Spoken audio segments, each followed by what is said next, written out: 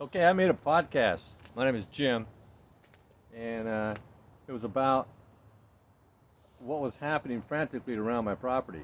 I was experiencing my bees, what I thought was swarming. They got into my garage, swarmed in my garage, got into all my hives from last year because they had a little bit of resources, honey and pollen and stuff. So they were in there trying to get those resources. But I wasn't confident that that's all it was, because I have a mixture of what's called granola bees, and they've been known to go into split mode early. And so I got all set up to catch swarms because I wasn't confident one way or the other. When in doubt, don't delay. Just when in doubt, it's best to follow through until we know for sure. So I went ahead and followed through, and I got all these baited nukes up right there, and I got cone on the outside with a little bit of resources, and I got cone on the inside right along the entryway. So I got a dozen. So I got a dozen of those out, baited nukes, and they all got bees in them. Right now, there's bees in these ones too, and this is my main hive here. I just gave her some sugar syrup. I just gave that one some sugar syrup. And so they're sucking that down. And so I'm thinking that it's going to calm down now because they were running low on honey in my main hive. And a week ago, they started going out looking for more. Right? They're looking for more honey, more sugar. And so they found it in the garage. And so they occupied the hives that had those resources in them. There was multiple hives I had in the garage that still had a little honey in there, and pollen and nectar, and resources. And so they were occupying those boxes. I thought they were maybe doing a split. I wasn't sure. I wasn't confident. So I went ahead and prepped all these hives so that they can have that option if they're splitting. Because I have some granola bees, and so they've been known to split early. And so, and we had such nice weather day after day. It can happen. And so, and that's what happened. Everything's gone back to more normal. I think that wherever my bees are occupying hives, once they clean out the resources in those hives, and they'll all come back to their main hive, including the one in the cherry. I got two in the front. One's in the cherry tree, one's along my fence. And so I think that once they've consumed any and all resources in all those boxes, they'll come back here.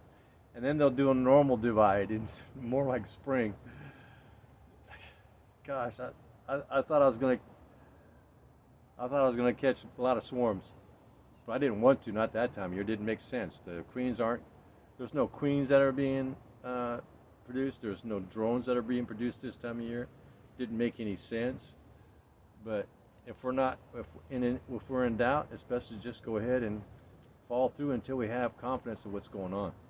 Because I didn't want to lose any opportunities to catch swarms. There's this guy he's been feeding the neighborhood animals, including my bees, and they're coming with all this pollen. But I don't think he's feeding them sugar syrup. And they need that. That's like, without that, they die. And so I think everything's going to just go back to normal now that I'm feeding these girls sugar syrup. And they're going to start storing that as honey in there, and I'll be feeding them 110. So I'm going to bring it out. It's going to be about 110 degrees. And after about 10 minutes after I put that sugar syrup, boy, my bees got really aggressive with me. They were buzzing me like never before. So I wanted to protect that new source of sugar syrup, right? And so I got my butterfly net. I was going around, no, like that. They were buzzing my face. I had two of them right when I sit down. They came immediately right in my face. I went whack, whack. I tapped both of them. One got about 2 inches from the ground before she hit, and the other one was more like a golf ball. Four, I don't see where that one went. But I didn't hurt them.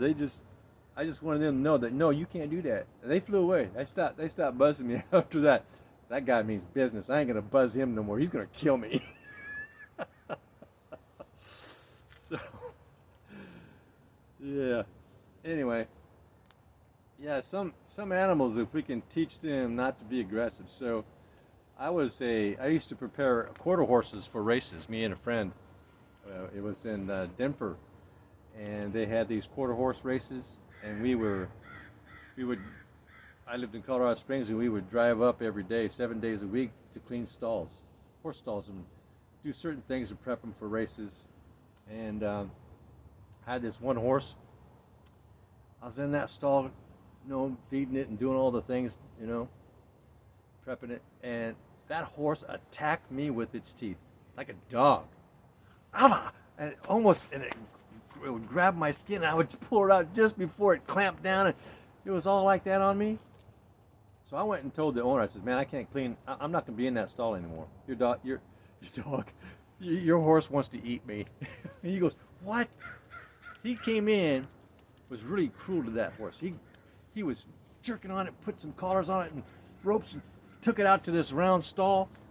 And I watched that guy literally beat the hell out of that horse. Kicking it, punching it in the face, beating the crap out of that horse.